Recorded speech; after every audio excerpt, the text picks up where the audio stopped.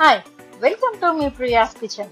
ఈరోజు చాలా simple and tasty recipe అయిన బగారా రైస్ ని ఎలా తయారు చేసుకోవాలో చూసేద్దామా. కావలసిన పదార్థాలు: రైస్, ఉల్లిపాయలు, పచ్చిమిర్చి, క్లీన్ చేసి పెట్టుకున్న పుదీనా కొత్తిమీర కొద్దిగా, సాల్ట్, పసుపు, ఇలాచి, దాల్చిన చెక్క, లవంగాలు, కాజు, బిర్యానీ ఆకు, జింజర్ గార్లిక్ పేస్ట్, షాజీరా. చాలా సింపుల్ రెసిపీస్ తో దీన్ని చాలా ఈజీగా చేసేసుకోవచ్చు. ముందుగా ఉల్లిపాయల్ని కట్ చేసుకుందాం. 300 గ్రామ్స్ రైస్ తీసుకున్నాను కాబట్టి నేను 2 to 3 ఉల్లిపాయలు అయితే సరిపోతాయి. ఒక పచ్చిమిర్చిని తీసుకున్నాను. పుదీనా కొత్తిమీరని కూడా సన్నగా చాప్ చేసి పక్కన పెట్టేసుకోవాలి. స్టవ్ మీద ఒక గిన్నె పెట్టుకుని ఆయిల్ అండ్ గీని రెండు మిక్స్ చేసి వేసుకుంటున్నాను. ఆయిల్ తో పాటు గీని కూడా వేసుకొని కుక్ చేసామంటే తినేటప్పుడు మనకు రైస్ ఫ్లేవర్ చాలా టేస్టీగా ఎమ్మీగా బాగుంటుంది. ఇందులో ఒక 4 నుంచి 5 లవంగాలు, కొద్దిగా పట్ట, 2-3 ఇలాచీలు, బిర్యానీ ఆకుని కట్ చేసి వేసుకుంటున్నాను. 10-12 జీడిపప్పులను కూడా ఇలానే వేసేస్తున్నాను ఇందులో. ఇవి కాస్త ఫ్రై అయిన తర్వాత బగారా రైస్ కి చాలా ఫ్లేవర్ ఇచ్చే షాజీరాని కొద్దిగా వేస్తున్నాను. ఒక 1/4 టీ స్పూన్ అయితే సరిపోతుంది. రెగ్యులర్ గా బిర్యానీలో తినడం కంటే కూడా ఇలా బగారా రైస్ ని సింపుల్ గా చేసుకొని చికెన్ కర్రీ, మటన్ కర్రీతో లేదా వెజ్ లో పన్నీర్ తో కానీ పప్పుతో కూడా ఇది చాలా టేస్టీగా బాగుంటుంది. బిగినర్స్ కూడా బిర్యానీస్ ట్రై చేయాలనుకునే వాళ్ళు దీన్ని చాలా ఈజీగా చేసేసుకోవచ్చు. ఉల్లిపాయలు, పచ్చిమిర్చి వేసుకొని బాగా ఫ్రై చేసేసుకోవాలి. మరి గోల్డెన్ బ్రౌన్ కి రావకన అవసరం లేదు దీనికి.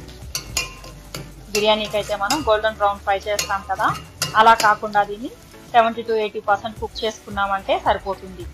కొంచెం 300 గ్రామ్స్ రైస్ కి 10-12 రెక్కలంతా పుదీనా అయితే సరిపోతుంది. కొంచెం కొత్తిమీర, మరి ఫ్లేవర్స్ ఎక్కువ డామినేట్ చేయకుండా కలర్ కూడా మనకు గ్రీనిష్ అయిపోకుండా ఉండేటట్టు చూసుకోవాలి రైస్ కి.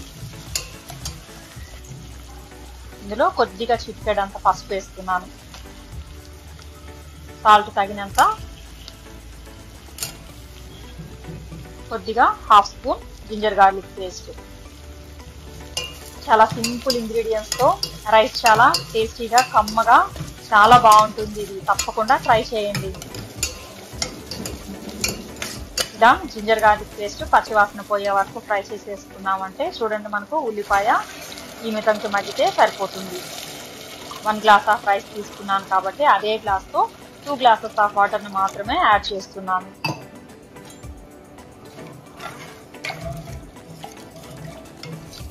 వాటర్ బాయిల్ అయిన తర్వాత ముందుగా కడిగి క్లీన్ చేసి పక్కన పెట్టుకుని నానిన రైస్ ని యాడ్ చేసేస్తున్నాను.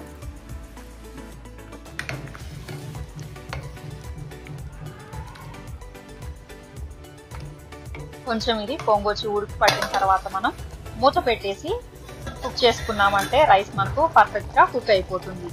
15 to 20 మినిట్స్ మనం దీన్ని లో ఫ్లేమ్ లో పెట్టేసి వదిలేసామంటే మాడిపోకుండా చూసుకుంటూ రైస్ పర్ఫెక్ట్ గా కుక్ అయిపోతుంది.